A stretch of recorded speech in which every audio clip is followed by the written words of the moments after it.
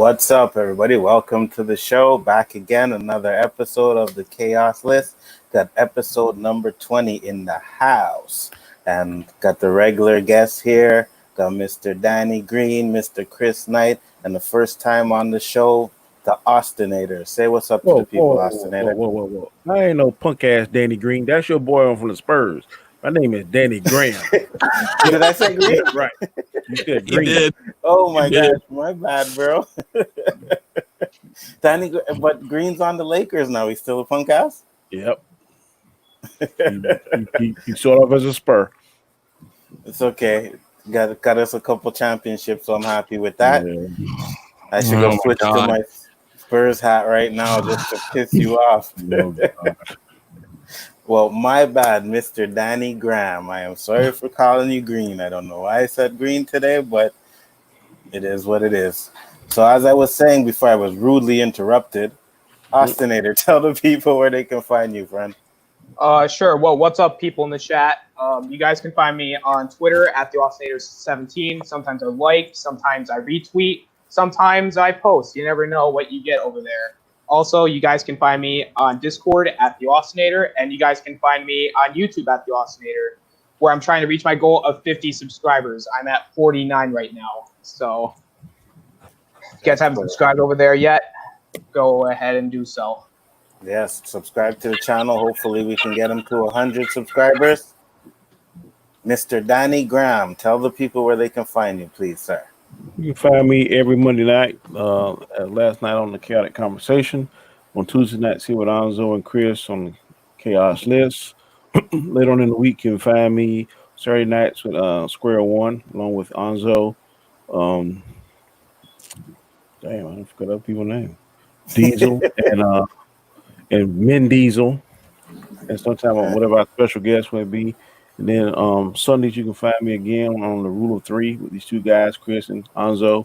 Then later on, 2 hours later, it'll be me, John, Terrence, and Anzo with Equilibrium. So trying to stay busy. So if you can't watch all the shows, at least pick one and watch and support us. We definitely need it, support, and appreciate it. Excellent. And please subscribe to our channels.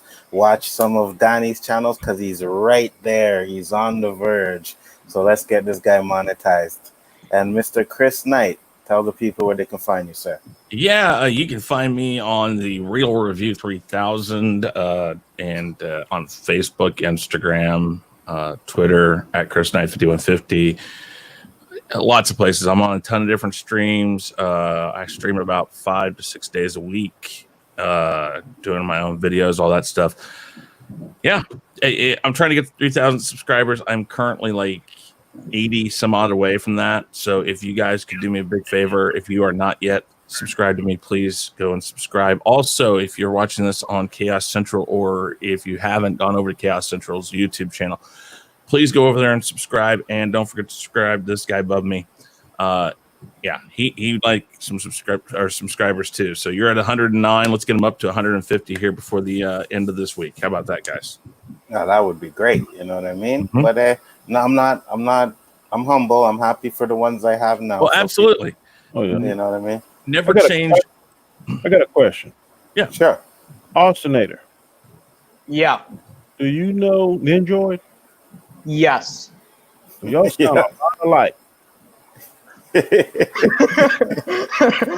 No, we're not. Well, I mean, we may sound alike, but we have different thoughts. Oh. Uh-oh. Call them out. Oh, yeah, they go at it when it comes to Star Wars. They go at it. For sure. They go at it. You know? Sure. Man, that voice sounds familiar. Well, I'm glad you guys all came to the show. I much appreciate it. Danny, you escaped another one. I just can't get a honorable mention in my mind right now, man. So, Well, let's see here. Let me see if I can come up with one. Phantom Zone. If he come out with something, Phantom Zone his ass. So I actually want to hear what he has to say. So we already got the 10-hour stream he's going to do. Mm-hmm. I say we force him to watch every Spurs championship game until he admits the Spurs are the better team. I'll watch it, but I sure want to never admit it. You see that clip I sent you? Which one? With Michael Jordan, they asked Michael Jordan in a game-winning situation, who's going to take the last shot? No, I didn't see that one. I'll send it to you. Okay, I'm sure you will. The answer was awesome. The answer was what? Him, right? Except he was like, "What?" He was like, "What the fuck? What do you think?" Well, except there was a few times he didn't take that last shot. It's true. Gave it to Steve Kerr. Gave it to John Paxton. I'm just saying, it's the right basketball play. He made the right basketball play. You know what I mean? So, but yeah, where'd that go? I had one. I'll dig it up. Actually, I think I did have one. And I just lost it. Chris made me lose my train of thought. Oh, come on. You can't blame me for that. Yeah, I guess you can blame me for anything. I mean, I have no choice, right? Because I I know we were on there talking about Jake Lloyd yesterday, and because I was winning that conversation, you ran and never came back. You know, I had to go do some stuff. Family emergency. Now listen. Here's the other thing you got to remember. You're talking about over 24 years worth of articles I have to go through. Mm-hmm. And even in the one you're talking about, they even mention that Jake Lloyd was not the better option. But he was still the number one choice. No, listen, he was the choice they went with. He was the number one choice. Actually, again, that was George Lucas's decision over the suggestion. I'm just saying it was the number one choice. And when you have when you have that information, you can send it to me. Just like I'm still waiting for the information on the Great Jedi. How about this? You come work my job for me and give me like 4 weeks off, and I'll find all your information for you. No, I don't need to do that. But I mean, yeah, you do, because you were up at like 2:00 in the morning the other night. You know what I mean? So if you really want, it doesn't take that long to read. I could do that, but then again, I'm also doing other stuff on my channel and stuff. See, like I have things I have to get done. I'm just saying it doesn't take that long. Because I don't really care one way or another if I'm right or if I'm wrong. It's not the point. The point is that it's an opinion. So at least the Great Jedi one is an opinion. So. Mm-hmm. And you're wrong, but we'll leave it at that. Oh, no. There's no such thing as me being wrong. It's never happened. So. Oh, really? Did you hear that, Donnie? Yeah, I heard that. I didn't think he would. He probably doesn't listen to me enough to say that. I heard exactly what he's saying, and I'm like, if I'm going to be in an argument, I'm damn sure going to try to be right. That's the thing. Exactly. Well, that's the thing. I will do whatever I can to be the one that's right. And if I'm wrong, I'll admit it, though. I hear enough to that. Serious talk. I hear what you're saying about that Great Jedi, bro. I went back and looked. There ain't no mention of it. There isn't, but I still remember seeing something about it. So that's, like I said.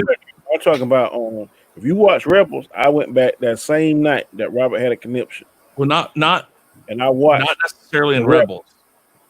In Rebels, there's no mention of it. I think it was Clone Wars. Clone Wars, there's like one mention of it, and I want to say Clone Wars didn't have the Bendu. That was Rebels. I watched both of them. Oh, okay. Rebels had Bendu. Bendu is this creature. He says, "I'm not either the dark or the light. I'm in between." Yeah, but thing about gray. It wasn't just that. Like I said, I think but that's the one everybody wants to mention. I do believe it's in Clone Wars, though. But I had to go, like I said, I had to go back and I had to look, and I had to actually watch all these damn episodes and shit. And that's a long, drawn-out process. Because how many seasons of Clone Wars has there been now? 7. 7, and each one of them had how many episodes? The last one only had about 10. I think 12. But maybe like I know it's not in the last one, so it's well, whenever you got the time, brother, I am here. You know what I mean? You can holler at me. I mean, it's been almost 6 months already. Listen, you can trust that if I find it, you're going to hear about it. If I don't find it, you'll never hear. I'm just kidding. No. I mean, if I can't find it, I'll just eventually come out and say, yeah, I can't find it. Okay. But like I said, I can't remember. It was in one of the many different things I've watched about this stuff, and not based off of people's opinion, but based off of the actual clips of different shows that Star Wars has had. So I'll figure it out. Let's get on with this process with topic 1. Come on. Let's do that, and we will talk about it another time, my friend, because I'm never going to drop it until I get that information. Hey, listen, I brought it up. I brought it out there. You don't have to drop it. You don't have to drop it. Okay, I'm just saying. Yeah, let's talk about this. I want to see this thing Deshaun we can talk about. I ain't never heard of that before. What he say? It was confirmed a couple days or week ago, somewhere around there. Really? That Spider-Man wanted to be bisexual. Andrew Garfield pictured being bisexual and fall for a male MJ. Played by Michael B. Jordan? I'm glad. I think this is fake. I think this has to be fake. I hope it is. Oh, if it is, Andrew Garfield is no longer my favorite Spider-Man. There's the Oh, wow. we were looking for it. So who you going with now? Toby? Say Toby. I don't know. I might just be no vote. Toby. Say Toby. No contest. Whenever they ask, I'm like, if that's true, I got to research that. I will definitely research that too as well. So now with the first topic, consultant says they're holding craft not made on this earth. A former UFO task force consultant says the United States government is holding alien craft not made on this earth. Astrophysiologist, whatever, and astrophysicist and Pentagon contractor Eric W. Davis says he gave a classified briefing to the Defense Department agency earlier this year in regards to off-world vehicles not made on this earth. All seems to prove that UFO whistleblower Bob Lazar has been telling the truth this whole time. Do you believe that the United States government has UFOs in their possession? Guys, started out. Whoever wants to go, I'll start over. Unless you want to go out, Snyder. All right, I'll go first. Part of me, I really hope it's true, but another part of me is like, oh, please let it be fake. Because the reason why I hope it's fake is because if this is true, aliens are probably going to come back down and try and find the UFO, and they're going to try, and we are not at 100% right now as a country. And if they come down, it's over. We're done. We're going to be enslaved by the aliens. They're gonna, make us. They're going to conquer the entire world. Civilizations are going to fall. But on the other hand, if this is true, it's a UFO. I mean, it'll be cool. But yes. He might need it. So, well, okay, so similar idea here in a sense. Was he finished? I don't. Oh no, he came back. So you want to finish up, Senator? Yeah, but but it's like a UFO. It's like it's cool. Like they can use that to create like new technology. Like maybe they can use it to make flying. I don't know, like a hoverboard. They can use some of the technology to make a hoverboard and do other stuff like that. But if it's real, again, aliens are real, and that scares me because that means the aliens are going to come here with their technology and we'll be vaporized with their vaporizing rays. So I don't want. If they have UFOs, they've already been here. Yeah, so do I think that there's some kernel of truth to this? Possibly. I've always been under the belief that chances are that, well, not chances are, without a doubt, we're not the only ones in the universe. Mm-hmm. Mm-hmm. Chances are that one of those civilizations is much more advanced than we are and can do this. So I believe that there's a good chance that we've been visited. And I do believe that, like anything else, you drive a car down the highway, it's not a matter of if you crash, it's just when you crash. Yes, there's the small majority of people, I think, who've never had an accident, never been touched by another car when they're driving a car, whatever. But the possibility that one gets crashed is always high, eventually. So I say it's possible the same thing would happen with a UFO. UFO crashes.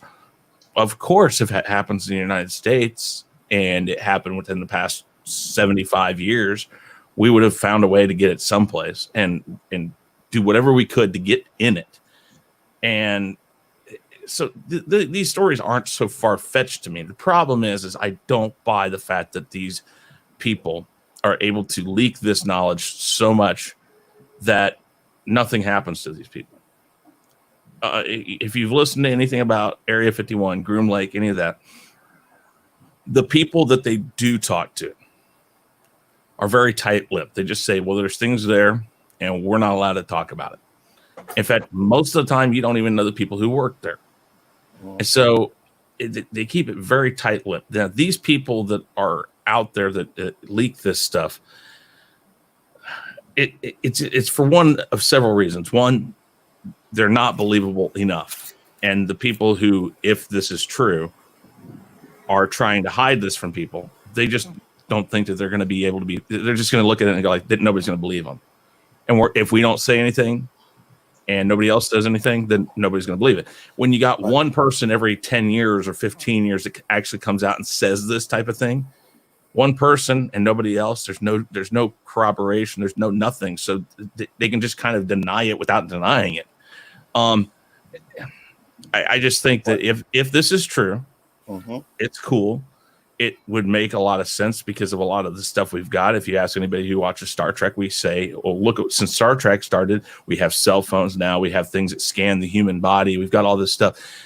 Well, that would make an explanation for why that we jumped so quickly in technology within such a short amount of time. And that technology still to this day jumps and jumps and jumps. It's because if we had something like a UFO, we would reverse engineer and then do the best we could to replicate it with what we have in the United States or in the world at this moment. And as the years go by and we figure out how to perfect it better and make it smaller, we're able to do that. We have to figure out the way, and that would be how they would do it. That's how you do those things. So it would make sense that this is true. Gotcha. Danny? It's just, yeah. This is going to be an argument if you believe in religion and if you believe in science. If you believe in religion, then, which I do, I don't see how God would make one group of beings so much smarter and dominant than the other ones. Because Osnader was saying that they're going to come here and evaporate us. All he got his information from saying that is on stuff that was made up. If no one's ever seen an alien, then we just going by what came out of somebody's mind. And I just think it's kind of crazy if you believe in religion and you believe in the Bible and we were made in God's image, then why would he make something that's so much more superior than us that could kill us, so much smarter, so much technologically advanced than us? I mean, I don't know. That's just a question I'm going to leave there, food for thought. The assumptions that are being made is based on stuff that the human mind has created, like 4th of July, Independence Day, Star Trek, Star Wars, all this kind of stuff. People are quick to jump to say that they're going to make something to kill us, but if I remember Star Trek correctly, there's a lot of medical advances. I don't think the death rate is high as it is now. So why are we making all these weapons instead of making something like to cure cancer or cure these different diseases and stuff? So I think the same way they got these ships that got all this stuff, I'm pretty sure just like Predator, they got medical stuff they can reverse engineer and improve upon as well. I haven't seen nothing that's just making me say, damn, that's Star Trek right there. Cell phone is nice, but it ain't Star Trek. I start seeing these flying cars and we start going to space on a regular basis and we going to the moon and back like it's a trip to California or whatever. And I'll be like, yeah, they found something, they're reverse engineering it. But we're not here at that point yet that I can see. So if there is, they have not cracked the code on how to reverse engineer that sucker and really made it truly Star Wars or Star Trek, in my opinion. Well, I will say this, that Bob Lazar guy, he seems like he's legit, man. If you listen to him, he knows his shit. See, that's what I was trying to say, Danny. Maybe I didn't say it well enough. You can only reverse engineer something to a point that you can make it. If we can't make it yet because we don't have that integral part or something that can fill in for that integral part, you're going to do what you can. That's why I said the cell phone has gone from this brick with this huge battery that sat in between your car seat to this in how many years? 30? In 30 years? That's crazy if you think about it. That's because as time went on, they're like, oh wait, look, they made this little communication device. Let's say they found a communication device on the UFO, and it's this big, just this little square that they like put on their ear or something, or that is a neurostimulator inside their head or something. So I've always said that eventually, as we learn the brain better, they're going to end up having something that you can either snap onto your forehead or something that inputs into your brain that allows you to just think, I want to talk to this person, and it connects you. If they can't make it yet, they're going to keep working on it. That's why we get certain things that you don't have, that you can't find right now. So like we had flat screen TVs that were all the rage, and then they made them thinner and they made them brighter colors and all this other stuff. I just think that would be because once we see it, and if this is true, once they have it in hand, they're going to work out everything they can to make it happen. And until that, I mean, because put it this way, they actually have a way of doing what is called a cloaking device. The problem is power. 2, it's large magnets that have to work, and it's not truthfully cloaking anything. It just hides it from vision. Mm-hmm. And that 30 years ago, 20 years ago, 15 years ago, when they first started talking about it, was theoretics. Well, where did that come from? Yeah, everybody wants to say Star Trek, but who's to say that Gene Roddenberry wasn't talking to somebody like these guys who let this out of the bag and said, hey, I'm just going to let you know that we've got something, and I'm going to kind of give you some ideas of what you could put in your show, and we're working on it, though. And people are going to think you're an innovator, and nobody's going to think about it because everybody's going, oh, they got it from Star Trek. They got it from Star Trek. What if he got it from somebody else? Because go ahead. Remember when Enemy of the State came out? There was a lot of shit in that movie that we did not have. Then after that, boom. Think about Tom Clancy novels. Everybody wanted to know, how did Tom Clancy know all about this stuff so intricately? He even admitted at times, he's like, I have a source. Because, I mean, like, for instance, when he did, was it Clear and Present Danger? Uh-huh. Or was it the second one? Patriot Games, Clear and Present Danger. Okay, so the third one, I think, Clear and Present Danger, was kind of like about the war that we had, I think, with the drug lords. I can't remember if those Patriot Games or Clear and Present. I don't remember. I think it's Clear and Present. Anyways, and now that all that information's out about our involvement in the drug wars down in Colombia and other places, it's like now you read that book and you're like, how did he know about this before all this information's out? Because it almost reads like a play-by-play about what really happened.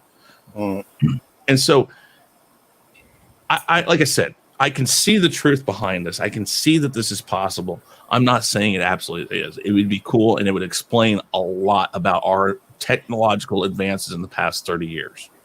Well, The Simpsons predicted a lot of the shit that is happening, man. There's that too. A lot. Like, it's not just one or two. No, it's a lot. It's Donald Trump. It's the virus. Even Kobe. There was a Kobe thing. I was like, oh my gosh, are you kidding me? Like, they have predicted so much stuff, bro. Now, makes you wonder. The prediction. Now, if the aliens from The Simpsons, if that's confirmed, like if those are the designs of the aliens that we get, I'd be like, man, The Simpsons. Who went back and who used a time travel machine? Because they're clearly thinking of something here.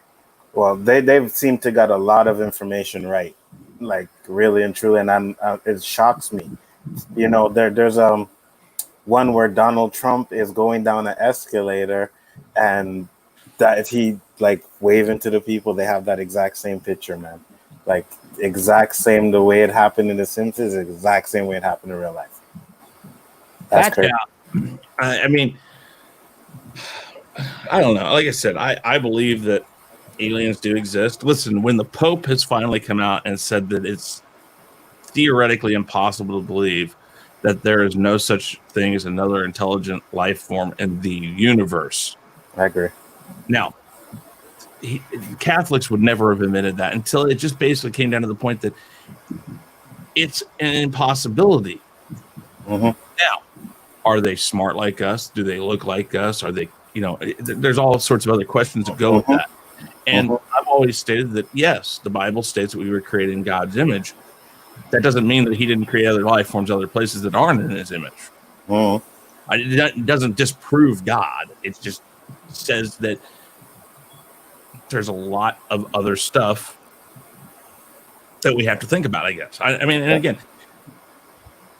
the universe is infinite. There is Yeah. no way we are the only living, intelligent people in the whole universe. It's almost impossible. It's almost impossible. We could have there could be another Earth in another universe with humans as well, just like us. You know, so we don't know none of that. We don't know. Man, aliens are a really weird topic because you don't. Again, like I'll kind of piggyback off what Danny said is that we don't know if they're real. Mhm. Now, we don't know if aliens are friendly. We don't know if aliens will be scary and aggressive. Like, if I really hope that the aliens that do come down are like the aliens from The Simpsons. Not evil, though. They're just, hey, look, we're here to help you out. But if it's an alien like the alien in the Alien movies, then I'm like, nope, I'm out. Yep, I agree with you 100%. So now we'll go to the next topic, which is topic number 2. Chucky will drop tons of F-bombs. Why are you shaking your head, Danny? Please tell me you're a fan of Chucky. The first one, the second one was all right, but Okay, yeah, that's what I'm saying. Because this is going off of the original ones, right? So that's something I outgrew. really, you couldn't watch the first ones again? I don't have no desire to watch them. Whatever. You won't watch Blank Man either, so I know about your taste. You are absolutely correct. Okay, so Charles Lee Ray is only going to have to clean up his act just a little bit for this transition to the small screen. As Chucky showrunner Don Mancini has confirmed, the titular killer doll will be dropping several F-bombs in every episode. When Nick and I set up Chucky at Sci-Fi, one of the first things we had to make sure was that Chucky could drop his F-bombs because it's such an integral part of his character. It would just seem wrong if he couldn't, explains Chucky's executive producer Nick Anatoska. Are you excited for a movie-accurate Chucky? Go ahead, Chris. Start it off. I am. I mean, I like this still to this day. I like some of the later additions to the movie series. While maybe not as good, I don't know. I laugh at a lot of these horror films because, I mean, the first one I laughed during most of it because I just thought it's so outrageously funny if you think about the premise. Mm-hmm.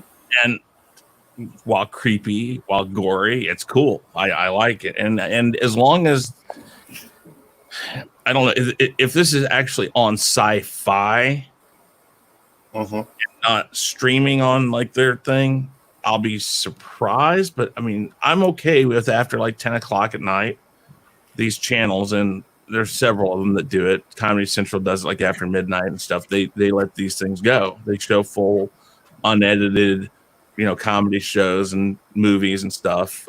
I'm fine with that. I think that if it's on cable and it's after a certain time of night, they should allow the movie accurate, in this case, characters to be shown. And that is Chucky. Chucky's going to drop the F-bomb multiple times. Mm-hmm. So if you're not going to do that, I don't think you're going to give the character its due diligence. I agree.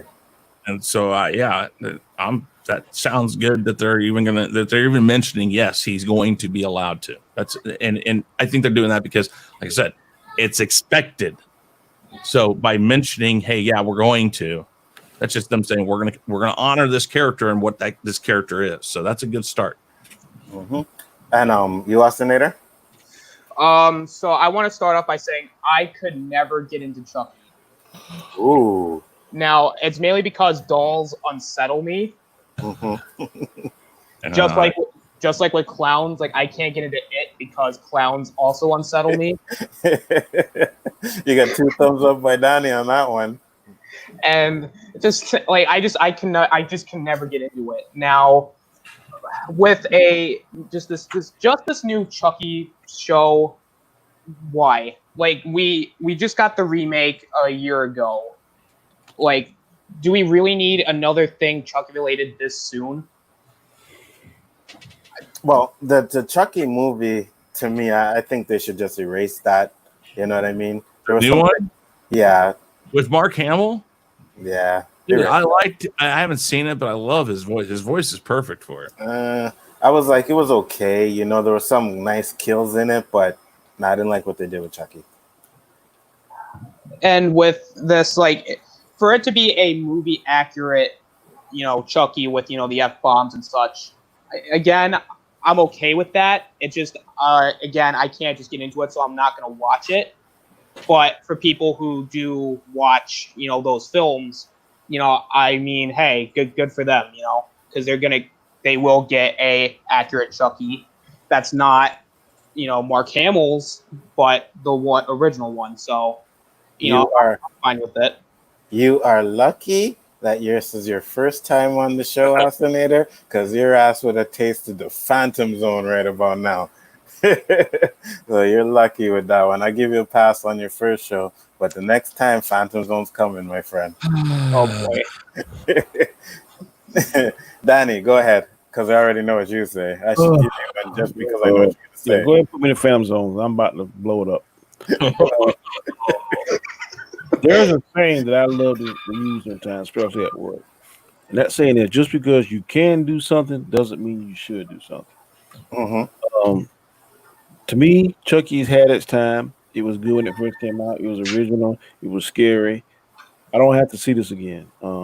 If it comes on TV or whatever show or channel or streaming service it comes on, I probably won't watch it. I know I won't watch it if I have to pay for it. If it comes on Disney Plus and I'm bored, I might check it out. Or if it comes on HBO Max, whatever, or Netflix, since I already have that, I may check it out. But other than that, I don't have to see this again. Mark Hamill, no Mark Hamill. Whoever the first original guy was. I mean, like I said, some franchises does not have to be rebooted. This is one of them I don't think might have to be rebooted. So you can put me in the Phantom Zone. There you go. I was just waiting for him to say I could put him in there. I'm like, there you go. It was coming. I had a Saturday and Sunday. When you shall live. It's okay, man. I've been hitting that Phantom Zone quite a bit now, so I'm getting used to it. Now, if they were to drop a Nightmare on Elm Street series, I'd be all for it because I'll stay on point. See, okay, there's one problem with that. Robert London's not going to be in it. He has flat out said, "I'm retired." Robert Englund, the guy who plays Freddy. Like you said, Robert London. I might have, because there's another guy. Maybe I did accidentally. England, though, because London, England, whatever. But he's flat out said he's not going to do it. I just cannot, for the life of me, wrap my head around anybody else doing that. I don't. I mean, I guess. I mean, in this world, like we've talked about in reboots and remakes, man, if you can't get Freddy right, that movie just won't fly. And I will go with what you said about the new Chucky movie. I haven't seen it, but if it doesn't if there's something about it that's off, like for instance, I hear the new Karate Kid, the newer Karate Kid, the one that has Jackie Chan in it and Will Smith's son. Yeah. I heard it was very good and basically follows the original. It just changes the location. But I have never seen it. It was much more violent than the original. That was good. But I've heard it's good. So the thing is if they redo or if they try to do a TV series of Nightmare on Elm Street, who are you going to put in that part? Because if Freddy doesn't work, nothing works. They already did that. That was a TV series in the 90s or whatever, 2000s. Oh, yeah, I remember that TV series. But it was Robert Englund. That's what I thought. It was it was Robert Englund that played Freddy in that. Because he's the only one that's ever played it. No, except for the remake. What did somebody else play in the remake? Somebody else played him in the remake, and it was trash. Which remake? Huh? It was like one after, it was a one after the one that what's the guy that died? Wes Craven. Yeah, Wes Craven. one after that. Oh, the New Nightmare one? No. There was one after that, a remake. And Yeah, go ahead. It was made by Michael Bay, starring Jackie Earle Haley as Freddy. Now, the idea of Jackie Earle Haley of being Freddy is actually a good idea because it is the same guy who played Rorschach in Watchmen, and he was awesome in that. And even though the movie was trash, he was actually the best thing about the movie, even though his face looked horrendous. Yeah, you might be right about him being the best thing about the movie, but for me, he still wasn't Robert Englund. You know what I mean? And that's I agree with you on that. He's whoever it is, and I'm not saying there's no one that can do it, because I'm pretty sure there is someone that can do it. Yeah, it's just gonna be like we always compare now, Anzo. I think Rob and John likes the first Predator. You and I prefer the second one. Mm-hmm. Me, Danny Glover was just as good as Arnold Schwarzenegger. Just a different. I agree. Flavor on. I agree. Different take on how each one handled the Predator. Mm-hmm. I agree, and that's what I'm saying. I'm not saying it can't be done, but it has to be done properly. I think that guy Rorschach, I think he could be good because he can play a bad guy. I think the thing is with any of this stuff, and even this, I don't care. He can drop as many F-bombs as they allow. If the character of Chucky doesn't work, then you lose everything else. Mm-hmm. You see, I haven't seen the new one. I just know that the voice that Mark Hamill lent it worked perfectly. I love interest in Chucky when he had the female, whatever her name was. Yeah. They had a baby and all that Bride bullshit. of Chucky. And then they did. Yeah. You see, Bride of Chucky, I thought was just funny. It was absolutely the beginning and the end for anything that Chucky stood for, how the first movies were. I just liked it though because it was just so over the top on everything it did. They had a guy step out and the CGI was kind of crappy, and I thought that was even funny in itself. A guy steps out in front of a semi in one scene and literally gets just obliterated. And I don't know, just that whole movie was just like really funny. And maybe that's the thing. Maybe I just get a comedic kick out of it that it's gone so downhill. The first two are absolutely the best ones. The one that they released that was right before, or like the last one before this remake they did, actually brought back the original guy that played the kid from the first one. Yeah. And Andy, they brought back Andy as an adult. Yeah, and they've done it twice. He's in the first one and the third one, I think. At the end, because he gets the package at the end. Yeah, and then he did that other one. I give him credit for trying to return it back to its roots. It's just when you start going so far off, and this is all horror films or these types of films. Once you branch off from the main premise, once they started mixing it with Jason and other things, Jason in Space is a good example. It becomes something totally different from what it was. And go ahead. Go ahead. No, go ahead. In my opinion, horror franchises don't have staying power. No, they don't. You get like 2, maybe 3, and then it start getting. They try to think outside the box, and sometimes think outside the box is the wrong thing to do. The only thing they didn't do with say again, Alonzo? No, I said that I can agree with, but I'm gonna go at a different case. Paranormal Activity. Actually, right up until the last one are all pretty good. You know what I mean? If you look back at them, everybody liked the first Saws, and then they start dragging. Yeah. Everybody liked the Jasons, and they start dragging off. Everybody liked the Halloween. Freddy's. Yeah, the Halloweens, the Freddy's, absolutely. I mean, they don't have staying power. They do like the first 1 or 2, maybe the third one, but then you pretty much listen. And I'm not a big horror fan, but listen to people that go to see them. That was kind of corny, or that especially the Scream. I hate the Scream movies. I've never seen the first one all the way through. I think the first one. Okay, go ahead, Chris. No, go ahead. You go. I was just going to say the problem with horror films and things like that is eventually you run into Jaws 3D. I've never seen that. You don't even listen. Let people tell you it's horrible because it is. I mean, you gotta stick with two.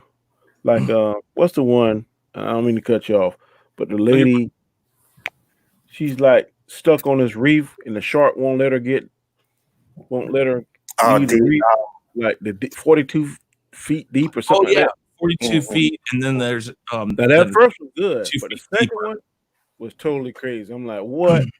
At the end, the girl had like the bends, and I could imagine the whole damn movie because she had the bends. It was hallucinating in the damn water. She don't know the shit to the end. I'm like, really?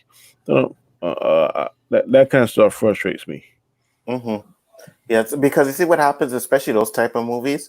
The first one, is good, whatever. But then the second one usually is a straight to video kind of thing, and different director, and it's just something they try to make a little bit more money. A guilty pleasure is the Meg. I like the Meg. I like that. I don't care.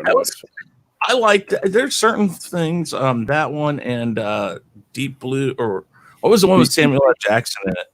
Deep Blue. Yeah, I liked that one. I mean, I got no problem with the shark concept. I got no problem with Jason, Freddy. I just want some. Okay, and like the newer Chucky ones too.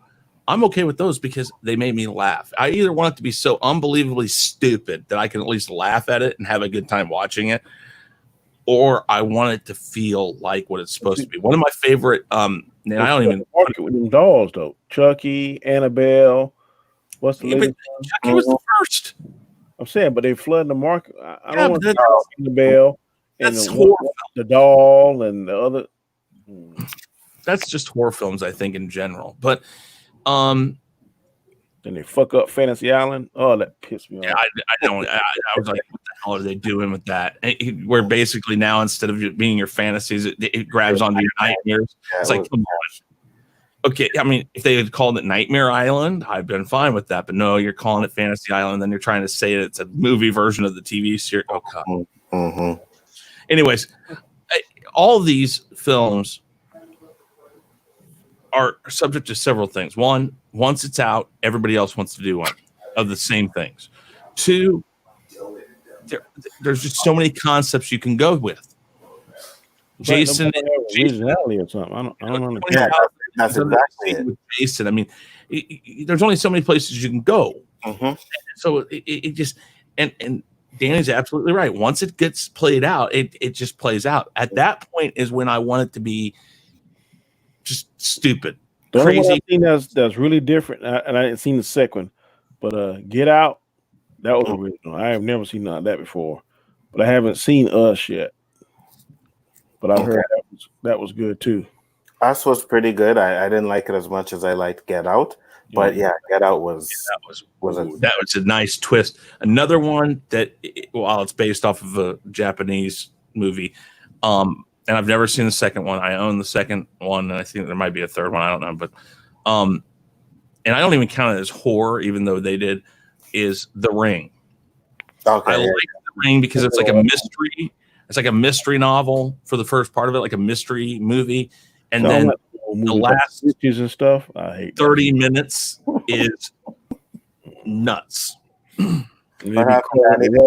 calling backwards and shit. Danny? No, I'll tell you what. The first time I watched that, I watched it in my studio apartment that I had out in. I don't know, maybe not out there.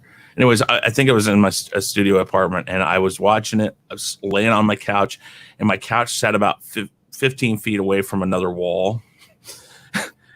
And after I watched that movie, that night I woke up 2 or 3 times, and I had to just kind of look over the couch at the back of because it felt like something was there. Just the way they did that movie gave me creeps. And I like it when it see, I don't get scared easy. Me neither. But I get creeps. I get that feeling like something's watching me, something this, that. And that movie just straight up tripped me out up here in a good way. I loved it. But the original Salem's Lot. The original Salem's Lot by Stephen King. I'm shit. I'll be 50 next month. I ain't watching that shit. No more. That shit scared the shit out of me, and I ain't scared to say it. You ever hear it? You say it. I don't watch that shit. And I'm a vampire lover, but that vampire movie go to a different level, boy. The movie that did that to me was The Fourth Kind. Oh my God, that movie gave me chills when I went to bed that night after watching it, man. I was like, Girl, turn her head around. no, that's Exorcist. Oh yeah, I don't watch that neither. But you know, The Exorcist was based off of a true story, right? Yes. I want to keep that shit far away from as possible. Mm-hmm. When it's stuff based on a real story, again, it's something I can't get into because like then you have that part of your brain going, man, this was real. Oh boy, if this ever happened to me, that's the Amityville. That was true too. That's up in New York. Yeah. And the family that movie was made about, again, dramatization. It's all movie business, but the family, as soon as they left, stated, and actually the first family didn't one of them kill them all? I can't remember. I don't remember. Anyways, the second family that lived in that house after what that movie's about happened had similar issues. Not as bad, not as weird, but some weird shit. And the current people, I think, said that it's totally been renovated and some other things, and they've never had a problem. They said. I would never. The one from Exorcist. Go ahead, Dan. I never even buy that shit. I don't care. First time you say ghosts. Yeah, no. My family here in Kansas City actually has a castle named after them, and it was the first where we have two sets of families with my last name, and here in Kansas City, and it's just two families, and we all track back to that spot. White people, no. But that house has a huge history and rumor of being haunted, and it's crazy some of the things that happen to the family and stuff. But the one in St. Louis, the house there, the thing about The Exorcist that was really cool was that it was actually the first official admission that the Catholic Church. No. What? How the fuck is The Exorcist cool? Ain't nothing cool about that. No. The only thing that was cool about that was when the movie was made, it was the first official documentation that the Catholic Church actually admitted to doing exorcisms. Up until that point, they had never officially admitted that they had done it. My own exorcism. I'm gonna exercise my ass out that house, and they can keep it. Oh, I'm the same way, dude. Man, there's sometimes I'll be in a place and I'll hear just a noise, and you're like, that is not natural. I am not going to look. I will tell you right now, every decision by every person, I don't care what color skin they got, I don't care if they're male or female, every decision you see in a freaking horror film is complete bullshit. Because I don't care. I don't care if she's got the sexiest rack in the world. I don't care if she's sexy as hell and she wants to do whatever she wants to do with me in that room. Man. I know some people over there. I know some people I work with that don't look like me, and they'll be, let's go check it out. Fuck. Like, there you go. I'll be right here just in case by the door. Somebody got to live to tell a story. You're damn right. Be me, bro. Yeah. It would be really weird if a realtor is showing off the house and he's like, yeah, we just put new windows in. Oh, we got some nice tiling over here. By the way, a demon lives here. What? Before she could finish here, I'd be out the door. Damn, don't you want that? No, it's being reduced. Nope. Or like I think it's Richard Pryor says they walk into the house and the house be like, get out. He's like, okay. Richard Pryor, that was funny shit there. I love Richard Pryor. Richard Pryor, man. God bless his soul. Yeah, me too, man. So we'll get on to the last topic for the day, which is Captain Marvel 2. Yeah, I know. Weren't you getting someone in one of your streams the other day, Danny, kept telling you talk about Captain Marvel 2? Yeah. I was like, huh? What are you talking about? They're saying Captain Marvel 2, Captain Marvel. Danny's like, listen, I don't know what's going on with no Captain Marvel 2. I don't know. Here you go. So Marvel Studio reportedly has some pretty major plans for Captain Marvel 2 that will set up more new characters. It is reported that it will be a mini Avengers film, film. In addition, it is believed that the highly anticipated sequel will introduce Miss Marvel, aka Camilla Khan. If that wasn't enough, it also believed that Captain Marvel 2 will feature more of Earth's mightiest heroes. It's unclear which characters will be involved. After hearing this news, are you excited for Captain Marvel 2? Danny, take it away. I'm excited, but not for the reason you think. I'm excited because whenever a Marvel movie comes out, I'm happy to see it because I am a fan of comic book movies, not necessarily Marvel, DC, Image, whatever, sci-fi, Star Wars, Star Trek. I'm a fan of all that stuff. So when one comes out, I'm excited just because of that content, that material, that particular franchise. Captain Marvel, I don't hate her, but I ain't in love with her like some people are.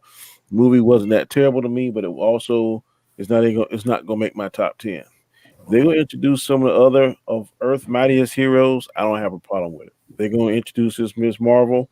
That's gonna bring a new fan base to Marvel, which is only gonna make that stronger. So I don't have a problem with that either. As long as the story is good, as long as it ties to the existing let's take one of John's terms, continues the world building. I'm cool with it. Um, I'm gonna say this again. A lot of people don't agree with me, but I think that Black Widow, whenever it comes out, is going to change and retcon certain aspects of Endgame. I just think it's going to happen. Then this right here, if it comes out afterward, is just going to do the same thing. And everybody, I'm gonna give you an example. Everybody talks about how DC has the power to retcon and do stuff by Flashpoint. The same thing can be said with Doctor Strange too. He can retcon stuff by different going to different alternate universe or some kind of crazy spell happen, or he got to do something to save this particular universe when it changes that universe. So as long as they do it, it ain't even got to be intelligent. As long as they do it and it's cool and it's fun, I'm not one of these trigonometry damn fans that gotta know every aspect of it and make sure that A connects to B and B to C and C to D and so forth. As long as the shit is fun and exciting, you don't have to necessarily make sense. As long as it's special effects on point, it makes me stand up and say, "Oh my God!" Because I'm telling you, why Endgame will always be my number one is Captain America catching that damn hammer. Was Avengers Assemble, all that stuff had to happen. So I don't know how the hell they're gonna top that, but if they can top that or make me feel the same way I felt when I heard that and saw that, then I'm cool with it. So if Captain Marvel can deliver that, then I will buy what Kevin Feige and Marvel is selling. Would you be excited if you heard like some of the X-Men, like Rogue was going to be in it or something like that? I'd be very excited. Okay. And Mr. Knight? I'm with Danny. I mean, if it's Marvel, I'm gonna go watch it. I didn't buy into the whole, this movie's gonna be crap when they talked about when all the people were talking crap about Captain Marvel. I don't think it was a bad movie. It's definitely not the best Marvel movie. It's between two movies that made buco bucks that everybody wanted to see, and it got the money it got because it was in between those two movies. And they also sold us with the thought that it was going to add something to what we were going to see, and it really didn't. It was more of a retrospective look at everything that happened before what we've already seen happen. It was kind of like an afterthought, but afterthought. Yeah, it's like let's give them some. Can't be mad. Yeah, let's give him some exposition on what we've talked about. We're going to tell him how, we're going to show how he got the Avengers name. We're going to show him how this happened or how this happened. I got messed up and stuff, which was crap, but yeah, I mean, exactly. But I mean, overall, it was a decent movie. I was okay with it. So Miss Marvel, I think we've all heard is going to be the little girl that was hit, the pilot and the first Captain America. I mean, first Captain Marvel. Yeah. Oh my God. Yeah, Captain Marvel. Yeah, I mean, well, Miss Marvel is supposed to be I guess they were going to give the part to the. But in the comic book, I think she's like Indian or something like that. Yeah, but I don't know. I don't know how they're going to play that. Maybe they will. Maybe they won't play it like that. But why do you have to give Captain Marvel a mini Avengers movie? I mean, okay, throw one or two extra people in there that might show up, that's okay. But if it's a Captain Marvel movie, then the Captain Marvel character should be able to handle it by herself or by themselves. Whatever character the movie's about, Dark World, for instance, didn't have some other comic book character come into it to save it from being whatever some people think is a bad movie. So why does Captain Marvel need more superheroes in it? If it's a Captain Marvel movie, let's keep it Captain Marvel. Miss Marvel, fine, because that plays into that series. If you're going to make an Avengers movie where Captain Marvel has a major part, then you need to make it Avengers 5 or whatever you want to call it. Wait for that. You don't have to do it in this movie. But I will be excited for any Marvel movie until I go and see it and see that it's crap. That's how I look at all movies. I went to see Terminator Dark Fate, and everybody was talking crap on that. When I got done watching it, I came out of it, and I was like, you know what? It doesn't kill anything that was set in stone. It's a movie. What? It doesn't, because it's a time movie. All of these things you watch, every movie is a new timeline. It makes no sense whatsoever. I think it was fine. No, it makes no sense whatsoever. Anyway, we'll discuss that one day. But Austin, what do you think?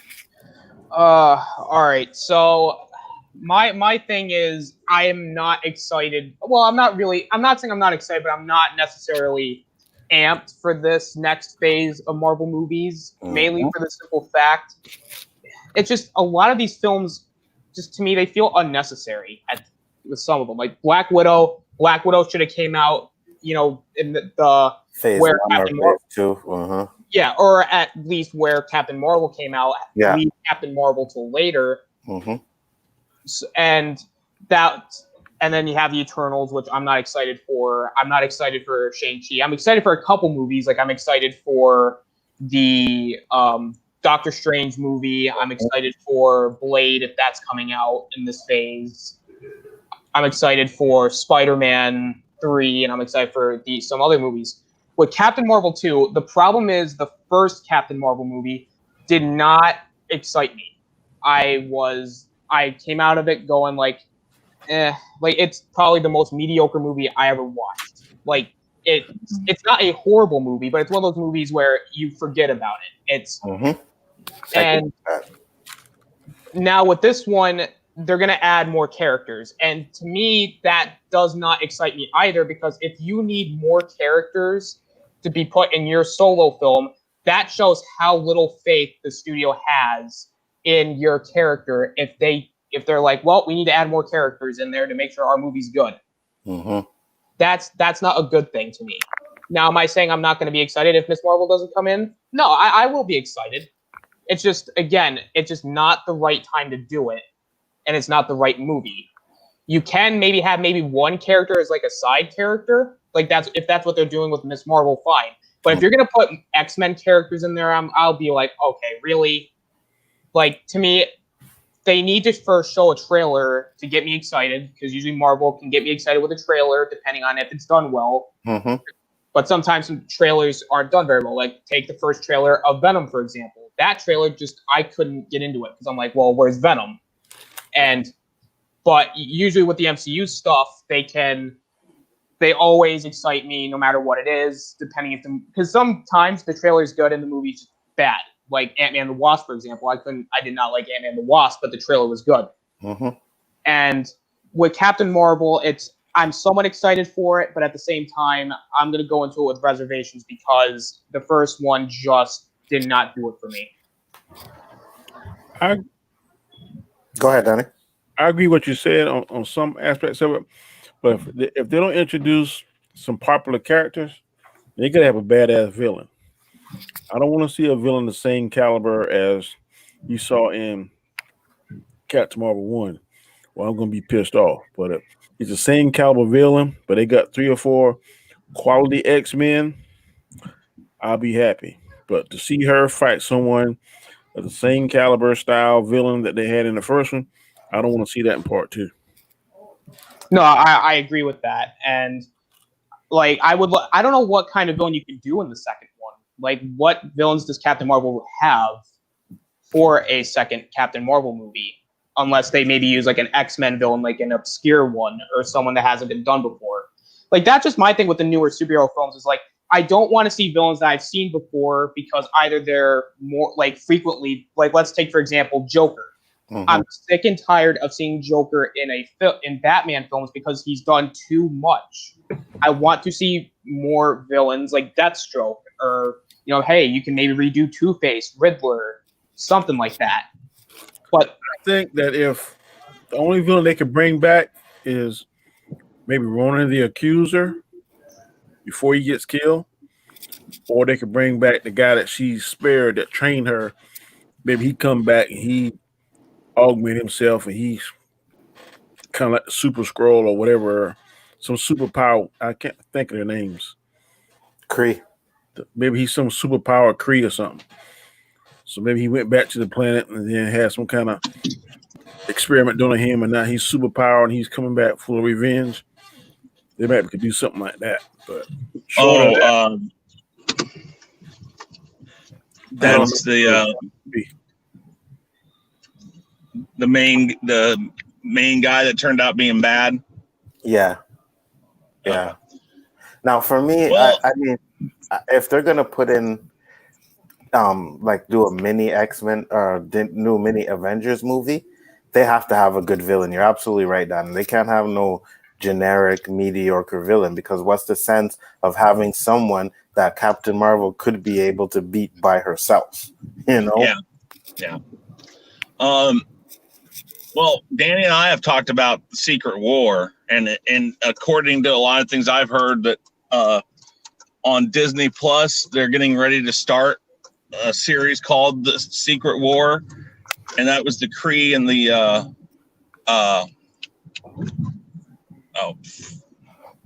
Skrulls and the Kree. Mm-hmm. And currently, what we have in the universe that is MCU is a reverse of what we have in the comic book universe, which is the Kree are bad. Kree are good. Yeah, the Kree are good in the comic book, and the Skrulls are bad. Mm-hmm. Yeah. So I have a feeling with the fact that they got this Secret War thing coming out, and some of the end credit scenes, like when we see the Skrulls are actually who Nick Fury was in the movie. It was actually the Skrulls, not Nick Fury himself. Mm-hmm. They kind of hint that they're trying to infiltrate. They're building a sword up there. That's what they're building. Instead of shield, but sword. They're trying to kind of make it look like they're infiltrating. So I think it'd be a nice switch that if they keep on that storyline with Captain Marvel too. And if they do, they could bring who was the one that's in like a couple of the other movies that Ronan the Accuser? Yeah, the Accuser. Mm-hmm. If they bring him back in this, that'd be kind of good. I think there's things that they could do, and you could add maybe one or two more superheroes into it. You could bring the Guardians of the Galaxy into it. Fuck no. I mean, I don't know. This would be a good way they could introduce Doom to me. Yeah. I don't know. I'm just saying there's things you could do. But he be the kind of like the puppeteer, orchestrate the stuff. Kind of like how Thanos was with Loki. Mm-hmm. Mm-hmm. They could show him orchestrating the Skrulls or the Kree or whatever. I wouldn't be mad at that.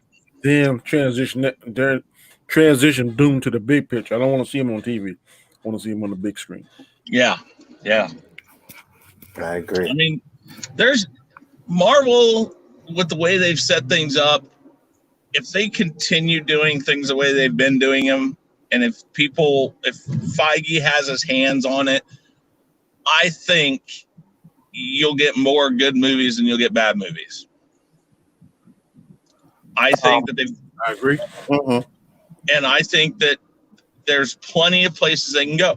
And it's why I always say the DC EU has they have a much better storylines that they can go with. They just haven't found that guy that can put it all together and say, here's your blueprint, go off of this, and then you'll be in a great spot.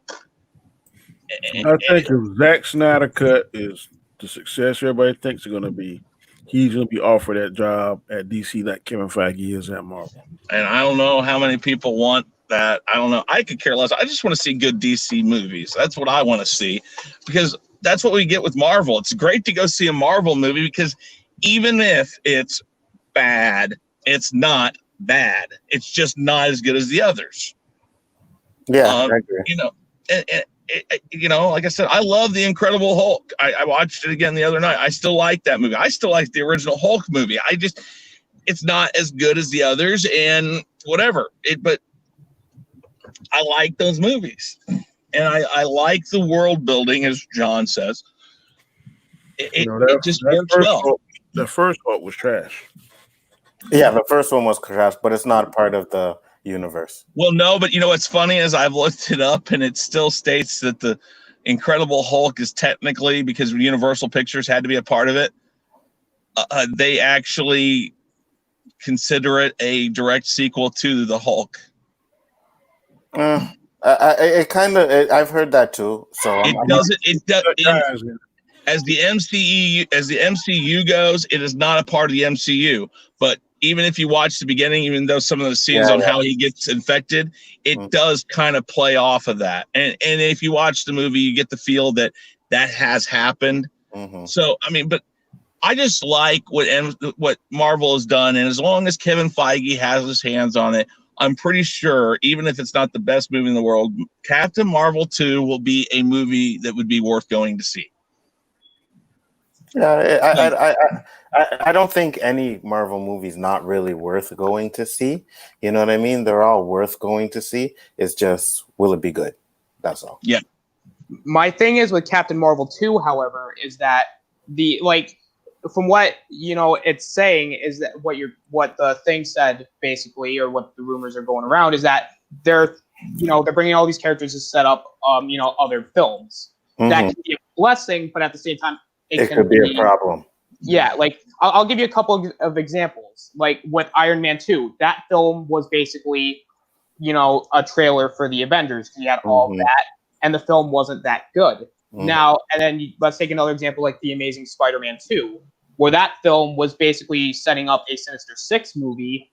And that movie, I will say, even though I like The Amazing Spider-Man 2, the film overall wasn't spectacular.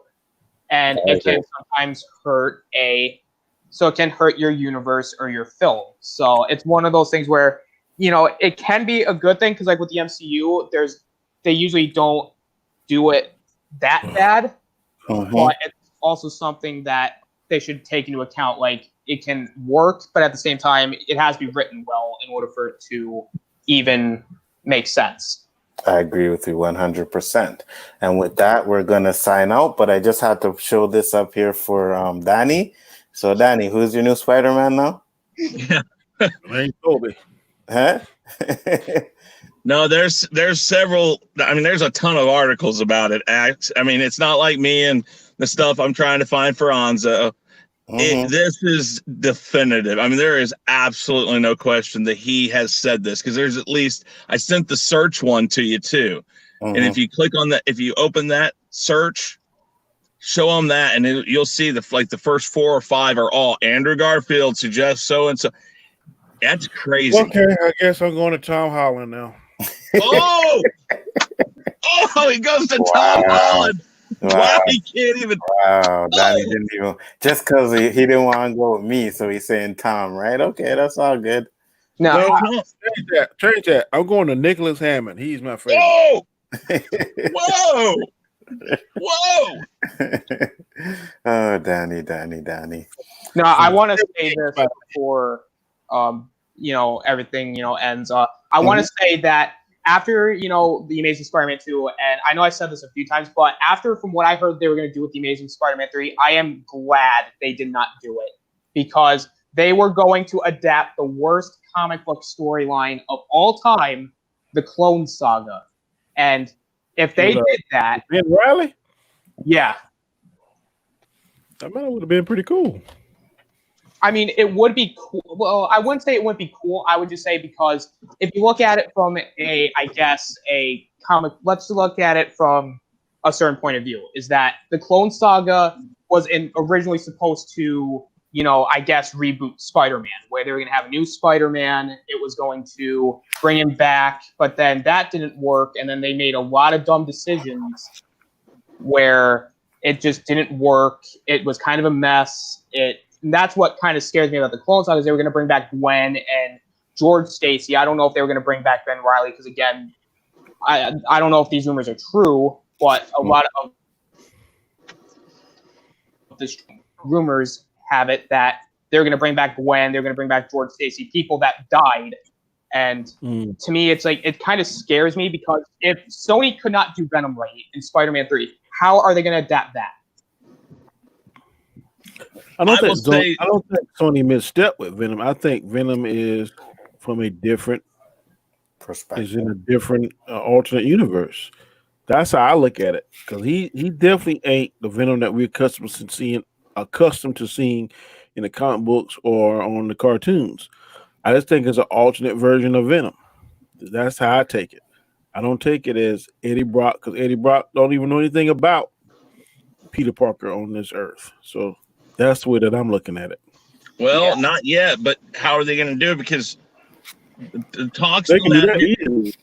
All they can do is do the Madam Web, and she's going to do like the Spider Wars, and she transfers Peter Parker over there, and then they meet, and then how I would do it is that Eddie Brock and Venom have some kind of tiff, and for briefly in the movie, the symbiote bonds with Peter Parker. And then him and Eddie make up, and when he goes back to Eddie, he has a spider thing on his back and his chest, and all this kind of stuff. That's how I would do it. It's easy fix. Yeah, if they're gonna do that, they could do it with WandaVision for sure. Plus, there's these multiverses that are going on, so it's easy for them to get Spider-Man into the Venom series. Like I said, I'm with you. Yeah. I didn't look at it as a Venom from the comics. I looked at it as its own thing. I did too. I definitely think they got Andy Serkis, Woody Harrelson going to be in it. I think Venom 2 is going to be awesome. I hope could so. Be wrong. I could be wrong, but I'm more excited about that than any other movie now. Really, I'm excited. Sorry, go ahead. I was saying that Morbius got me what I want to see. I don't too much care about Shang-Chi. I don't too much care about the Eternals, because I haven't seen anything on it. But based on what I know, I think that Morbius is going to be good, and I'm thinking that Venom 2 is going to be good. I want to see those, and I'm excited because here's the thing. I don't know if it's going to be this year, next year, whenever. I know Sony Pictures is going to go and get sold here before long. And when that does, I hope that the people who are coming up with the Spider-Man ideas and the Spider-Verse ideas with Sony go with it. I hope they go over and help Marvel and become a part of the Marvel group, because what Sony's group has done is start up some really cool ideas that could be incorporated into the Marvel universe. I agree. But I do believe, and I know people are like, well, you said that Sony isn't the one that made it $1 billion, Spider-Man movie. They didn't. I guarantee you it made $1 billion because Disney had their hands in it, but it's still the Sony people who have come up with the stories we're getting and what we're seeing. I don't know, based on how long this thing gonna go, Disney may not have enough money to buy Sony.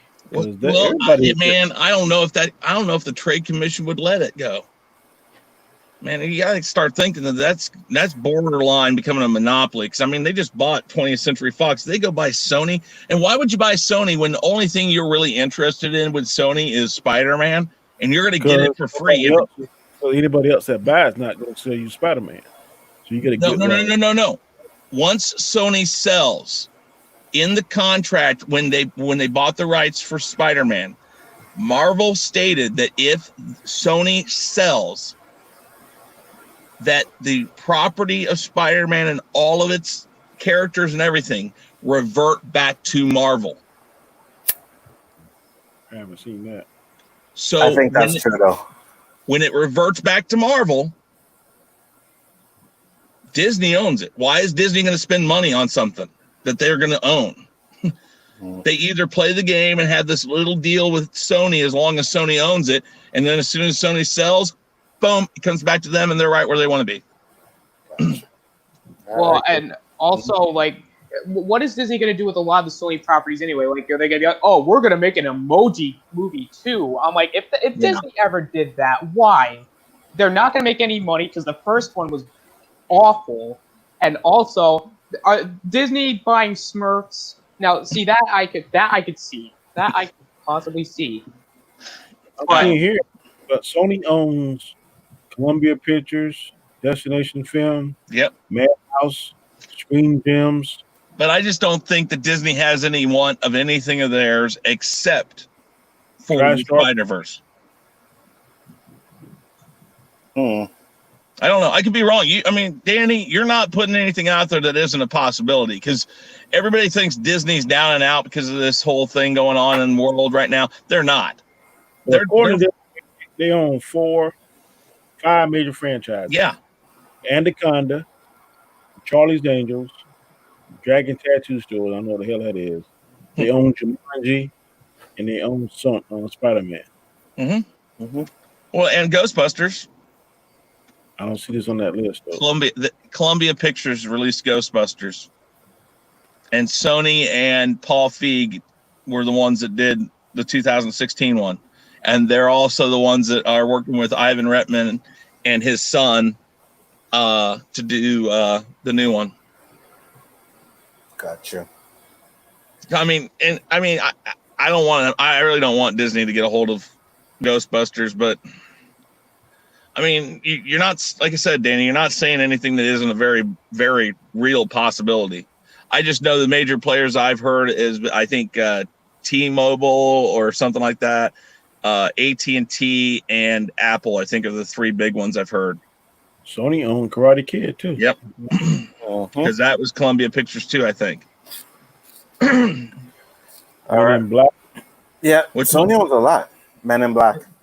Yeah, I mean they have franchises, but I mean Sony wants to sell it because all it is it's a losing proposition for them all the way around. Sony makes money from their music catalog.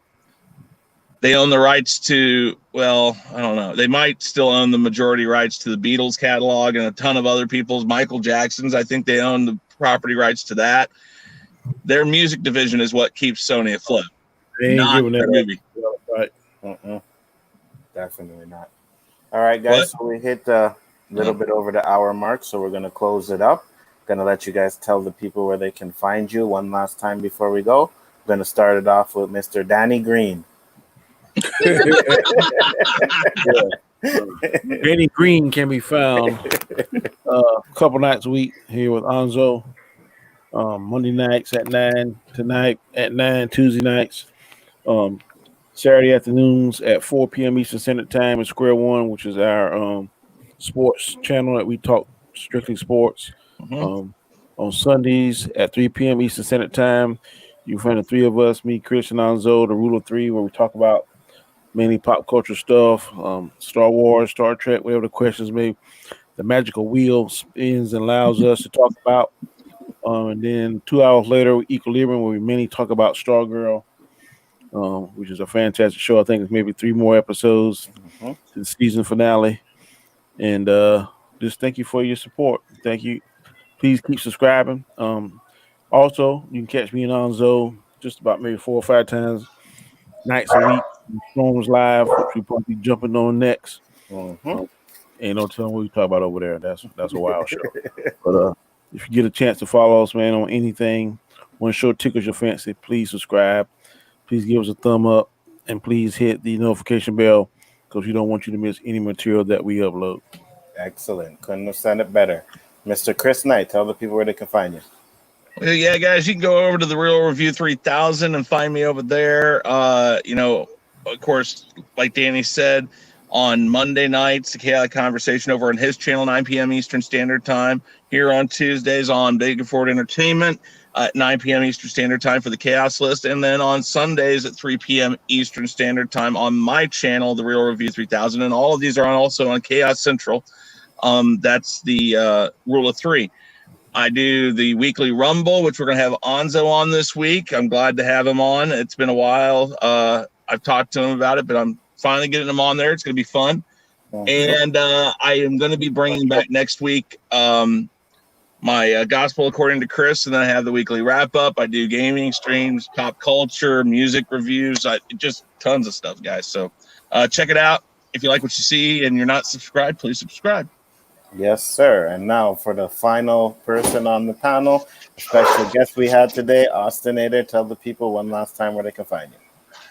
Yeah, what's up, guys, in the chat? You guys can find me on Twitter at the Austinator17, where sometimes I retweet, sometimes I like, sometimes I post. You never know. You can find me on Discord at the Austinator, and you can find me on my channel, the Austinator, where I'm trying to reach my goal of 50 subscribers. My channel, it's fun over there. I do live discussions sometimes where I review films. Maybe I rank some things. I don't know. Maybe I'll read fan fiction. You know, it's a kind of a mixed bag over there. You guys should go check that out. Excellent. So I want to appreciate everybody for watching the show. I much appreciate it. Thank you for checking out the channel. Like I said, Bigger Ford Entertainment. All the shows that Danny said, I'll be on with him, so no need to repeat that stuff. I appreciate you guys coming in, and Austinator, thanks for coming on. Much appreciated. No problem. And guys, say peace, because we are out. Peace.